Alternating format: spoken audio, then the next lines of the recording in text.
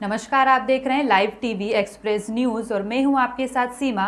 बढ़ते हैं खास खबरों की ओर। 17 दिसंबर लखनऊ के पॉलिटेक्निक मैदान में राष्ट्रीय स्वयंसेवक संघ यानी आरएसएस के सहकार भारती के 7वें राष्ट्रीय अधिवेशन को संबोधित करते हुए केंद्रीय गृह और सहकारिता मंत्री अमित शाह ने शुक्रवार को कहा कि सहकारिता की जवाबदेही तय की जाएगी। इसके लिए मसौदा तैयार हो रहा है।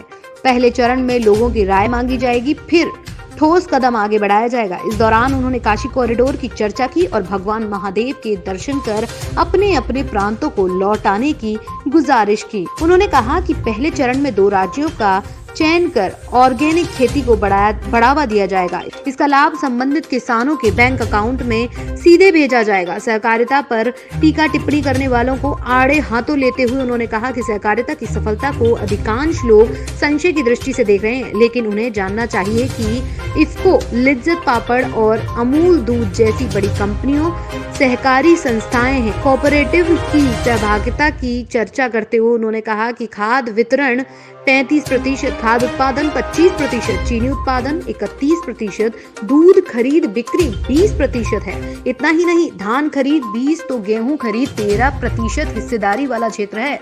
यदि देश का इतना बड़ा कार्य सहकारिता पर टिका है तो सोचिए सहकारिता से कितनी संभावनाएं बन रही हैं। उन्होंने कहा कि अनेक संगठनों की मांग थी कि अलग सहकारिता मंत्रालय बनाया गया। अब नई ऊर्जा के साथ सहकारिता को आगे बढ़ाना होगा। इन संगठनों में अनेक समस्याएं गिनाई, लेकिन दुख का विषय यह है कि इनके द्वारा कोई सुझाव नहीं दिया गया। इनका सलूशन ढूंढना भी संगठनों के कार्य में शामिल करें। सहकार भारती यह कार्य बखूबी कर सकता है। उन्होंने कहा कि सहकारिता के हर तरफ के चुनाव लड़ा हूँ, जीता हूँ तो हारा भी हूँ। हर तरफ का चुनाव का अनुभव है। सहकारिता से विकास की सोच रखने वाले केंद्रीय गृह व सहकारिता मंत्री अमित शाह ने कहा कि सहकारिता के अंदर प्रशिक्षण, उसकी भावना को मूल रूप से संवर्धित करने वाला केवल एक ही संस्था है और वह है सहकार भारती। सहकारिता को मजबूत बनाने के उद्देश्य पर कार्य करने वाली यह संस्था आत्मनिर्भर भारत के क्षेत्र में कदम बढ़ा दिया है। अब वह बीज से वट वृक्ष हो गया है।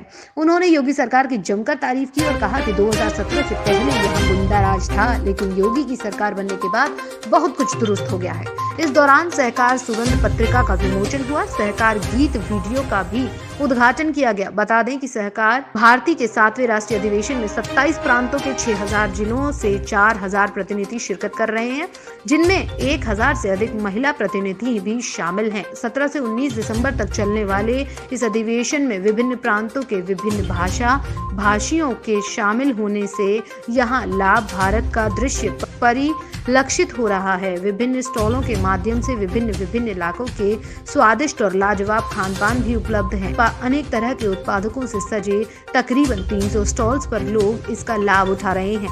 लखनऊ से लाइव टीवी एक्सप्रेस के लिए माता प्रसाद चतुर्वेदी की रिपोर्ट।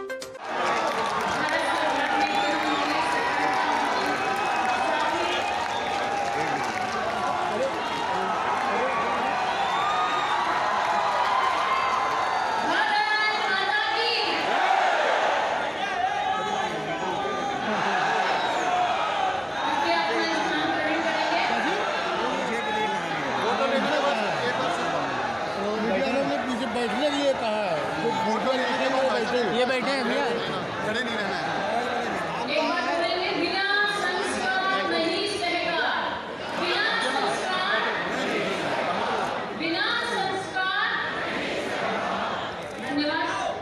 संपूर्ण भारतवर्ष में सहकारिता के क्षेत्र